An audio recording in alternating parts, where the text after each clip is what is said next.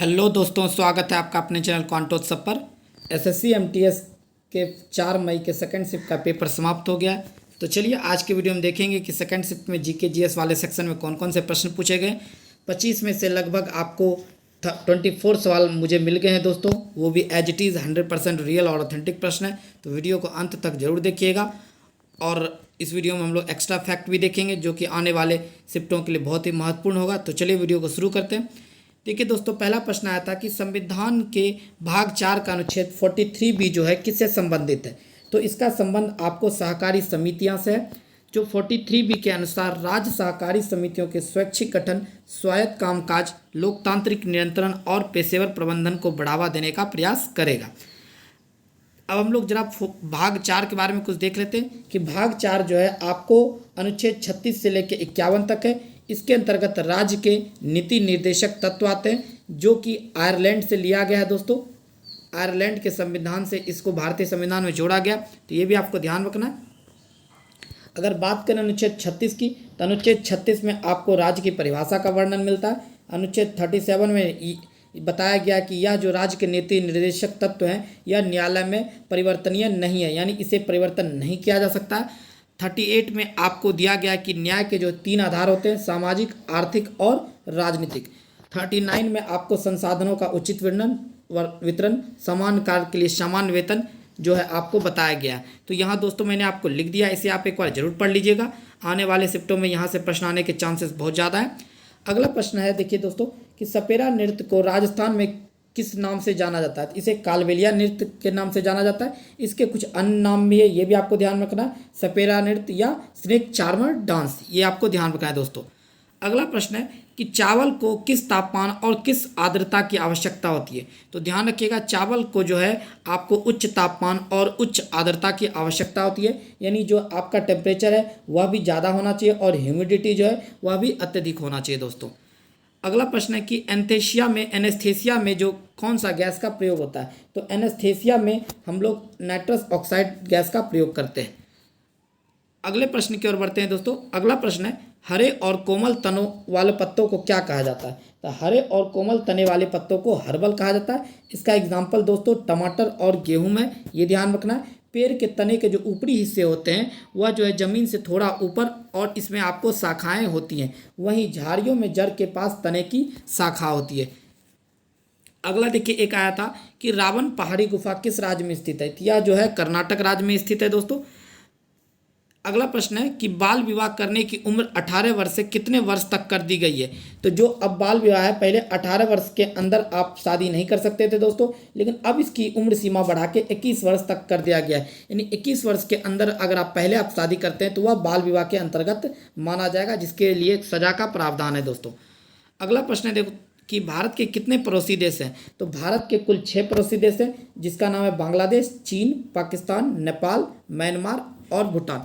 दोस्तों इसे मैं आपको एक छोटी सी ट्रिक बताता हूँ उसको याद रखने के लिए। थोड़ा फनी ट्रिक है लेकिन याद रख सकते हैं आप कि बीसी जो आप लोग गाली में भी यूज़ करते हैं। बीसी पाकिस्तान, नाम जो आपका नाम में देखिए आ जाएगा, नाम, नौकर मो नाम, नौ से नेपाल, मौ से म्यांमार और भूटान से इसको आप लिख सकते हैं भौंक। यानी बीसी पाकिस्तान, नाम, भौंक, यानी अपना नाम बताओ।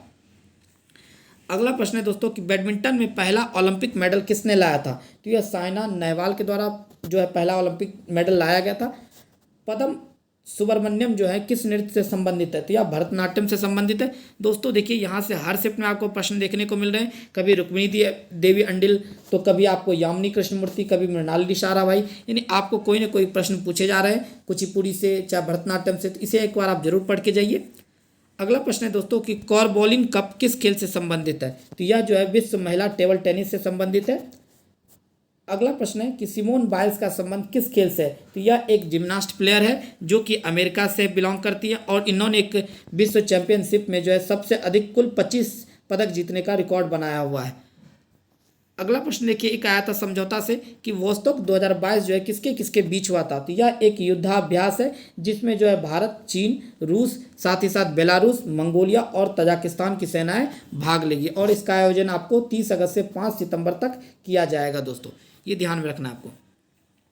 देखिए एक ज्योग्राफी का क्वेश्चन आया था कि किस ग्रह के पास अपना उपग्रह नहीं है, तो बुध और शुक्र ऑप्शन में जो भी दिए हो, चाहे बुध हो सकता है चाहे शुक्र हो सकता है, इसके पास अपना उपग्रह नहीं है। तो हम लोग देख लेते हैं किसके पास कितना उपग्रह है। बृहस्पति के पास आपको 79, शनि के पास 82, यूरेनस के पास 27, नेपच्यून के पास 14, प्लूटो के पास 5, मंगल के पास 2 और पृथ्वी के पास 1 है, जहाँ की शुक्र और बुध के पास कोई उपग्रह नहीं है। देखिए एक पुस्तक से बहुत ही पुरानी और फेमस पुस्तक है दोस्तों, मालगुडी डेज। ये एक आपको दूरदर्शन पे एक सीरियल भी बना हुआ है इसका।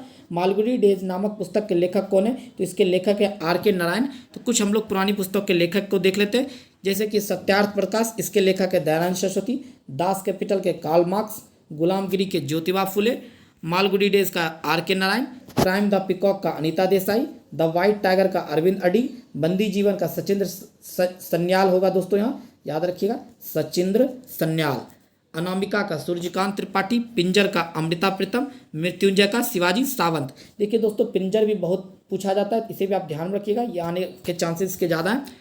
अगला प्रश्न क्या आया था कि अकबर के बाद मुगल साम्राज्य का राजा कौन था, तो अकबर के बाद जो मुगल साम्राज्य का राजा जहांगीर था। इसकी भी एक छोटी सी ट्रिक मैं आपको बताता हूँ याद रखने के लिए, कि आप याद रख सकते हैं भाजसा, BHA, जैसे आप भाजपा भी शासन आप जान रहे हैं भाजपा का शासन है, तो आप भाजपा की जगह भाजसा रखिए। B से आपका हो गया बाबर, H से हुमायूं, A से अकबर, J से जहांगीर, S से आपका हो गया दोस्तों शाहजहां और A से औरंगजेब। जो मुख्य मुगल शासक थे यही 6 थे दोस्तों, तो ये आपको ध्यान रखना है। अगला प्रश्न देखिए कि गिर वन्य जीवन अभ्यारण्य निम्न में से किस जानवर के संरक्षण के लिए जाना जाता है, तो ये देखिए गुजरात में, और यह जो है एशियाई शेर के लिए के संरक्षण के लिए जाना जाता है दोस्तों, एशियाई शेर। तो ये फैक्ट भी आपको ध्यान रखना है। यहाँ मैंने आपको देखिए कुछ लिख दिया एक्स्ट्रा फैक्ट में, आप इसे भी जरूर याद करके जाइएगा कि मानस जो है असम में, और इसमें जो है पिग्मी हॉग और वाटर बफेलो, या पिग्मी डॉग लिख लीजिए, पिग्मी डॉग और वाटर बफेलो का संरक्षण किया जाता है। दचिगम राष्ट्रीय उद्यान जो आपको जम्मू कश्मीर में, इसमें जो है कश्मीरी हिरन का संरक्षण किया जाता है दोस्तों। हेमिस जो है जम्मू कश्मीर में, और इसमें जो है आपको हिम तेंदुआ का। पेरियार जो है केरल में, इसमें हाथी का संरक्षण किया जाता है। जिम कॉर्बेट जो कि उत्तराखंड में, और यहाँ आपको रॉयल बंगाल टाइगर मिलता है दोस्तों। काजीरंगा जो कि असम में, इसमें आपको 1 हॉर्न राइनोसेरस यानी 1 सींग वाला गैंडा मिलता है। वहीं गिर जो है गुजरात में, और इसमें एशियाई शेर का संरक्षण किया जाता है। देखिए एक प्रश्न आया था दोस्तों कि भारत के किस गवर्नर जनरल ने 1829 में सती प्रथा को अपराध घोषित कर समाप्त कर दिया गया था, तो ये जो है Lord William Bentinck governor general थे, जिन्होंने 1829 में सती प्रथा को खत्म किया था। और अगर आपसे पूछा जाए किस भारतीय का इसमें योगदान रहा था, तो राजा राम मोहन राय, राजा राम मोहन राय, ये भी आपको ध्यान रखना है दोस्तों, राजा राम मोहन राय।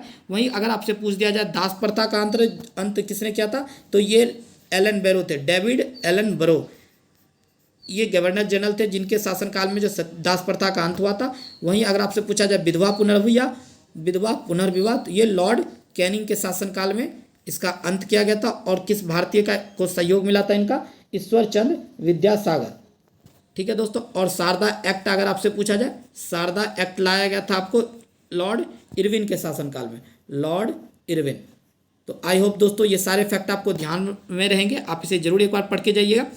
अगला प्रश्न देखिए कि सिरका का रासायनिक नाम क्या होता है। सिरका का रासायनिक नाम होता है दोस्तों एसिडिक अम्ल। इसका फॉर्मूला होता है, याद रखिएगा, CH3COOH। देखिए यहाँ 2 कार्बन है, तो 2 कार्बन को हम लोग इथ बोलते हैं, इसलिए इसका नाम होता है एथेनोइक अम्ल। इसे एथेनोइक अम्ल के नाम से भी जाना जाता है दोस्तों। तो दोस्तों इस शिफ्ट में मुझे आपको 20 क्वेश्चन मैंने आपको बता दिए हैं दोस्तों। आई होप आपने सारे क्वेश्चन एक बार जरूर आप रिपीट कीजिएगा, क्योंकि आने वाले शिफ्टों में यहाँ से भी रिपीट क्वेश्चन होने के चांसेस ज़्यादा हैं। आई होप वीडियो पसंद आई होगी, तो वीडियो को लाइक कीजिए, दोस्तों में शेयर कीजिए, और चैनल को सब्सक्राइब कर लीजिए। और हाँ दोस्तों, अगर इस वीडियो की PDF चाहिए तो आप हमारे टेलीग्राम चैनल से जुड़ सकते हैं। हमारा टेलीग्राम चैनल का लिंक आपको डिस्क्रिप्शन में मिल जाएगा। तो चलिए मिलते हैं अगले वीडियो में, तब तक ले जय हिंद, जय भारत।